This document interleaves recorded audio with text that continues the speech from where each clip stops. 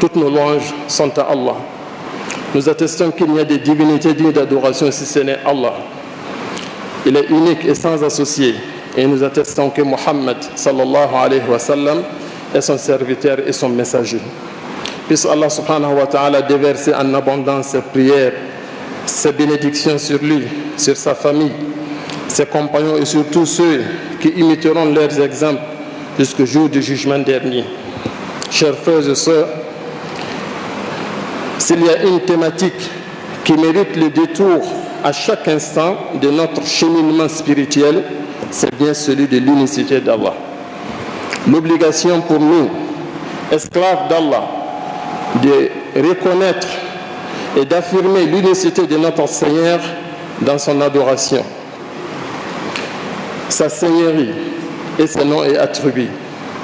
Allah dit dans un des versets les plus connus du Coran, ceci: je n'ai créé les djinns et les hommes que pour qu'ils m'adorent.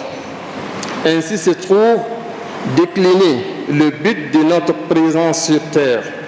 Adorer Allah sans l'associer à qui ou quoi que ce soit. Adorer Allah sans l'associer à qui ou à quoi que ce soit. Allah dit dans un hadith qudsi: j'ai créé mes serviteurs étant tous des adorateurs, magnifiant l'unicité d'Allah. Toutefois, Satan les a assaillis et les a égarés de la religion. Et les a égarés de la religion de vérité qui est l'unicité d'Allah subhanahu wa ta'ala. Il les a fait rendre illicites des choses que j'avais pourtant rendues licites pour eux. Il les a inspirés de me trouver des associés. Ces preuves nous enseignent qu'en réalité, les humains ont été à l'origine. Les humains ont été à l'origine des adorateurs d'Allah subhanahu wa ta'ala seul, refusant de lui trouver des égaux. Leur tradition originelle n'est autre que l'adoration d'Allah seul. Notre ancêtre premier, Adam, de même que sa compagne, et leur progéniture étaient tous des adorateurs d'Allah. Ce n'est que plus tard que le culte d'autres divinités est apparu. Dans un hadith authentique, Ibn Abbas nous rapporte que la période qui sépare Adam du prophète Noé est de 10 siècles. Ils étaient tous cramponnés à l'unicité d'Allah subhanahu wa ta'ala, jusqu'à ce que Satan parvienne à égarer certains en les détournant de cette voie. L'histoire de l'adoration des idoles remonte à une période à cheval entre l'époque d'Adam et de Noé. Dans la sourate Noé, Allah nous montre comment les adorateurs des idoles incitaient leurs adeptes à ne pas abandonner l'adoration des idoles. Il disait, n'abandonnez pas vos divinités et n'abandonnez pas Wad, Suwa, Yarouth, Yaouk et Nas. Les savants expliquent que ces personnes étaient des vrais dévots. Après leur mort, Satan a encouragé leurs compatriotes, leurs contemporains, à tailler des statuettes à leur image, à l'effet de ne pas perdre leur mémoire et pour que leur vue les appelle l'adoration d'Allah subhanahu wa ta'ala.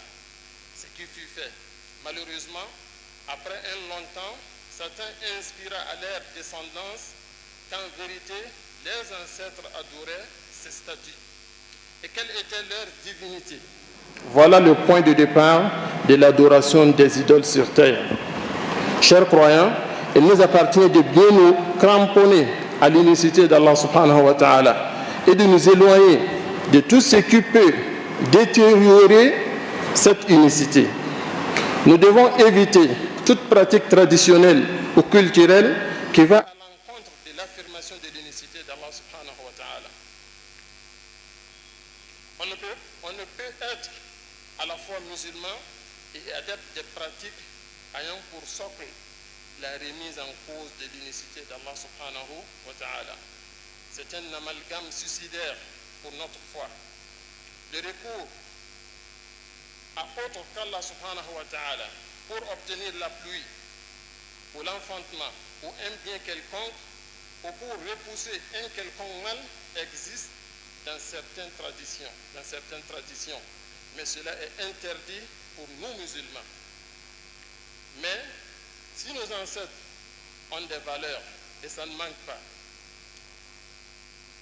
qui ne vont pas à l'encontre de notre foi, comme l'entraide, la vérité, nul mal à les revivifier. Nous demandons à Allah subhanahu wa ta'ala de nous assister, de ramener la paix et la quiétude dans notre pays. اللهم اعز الاسلام والمسلمين واذل الشرك والمشركين واصلح احوال المسلمين في كل زمان ومكان.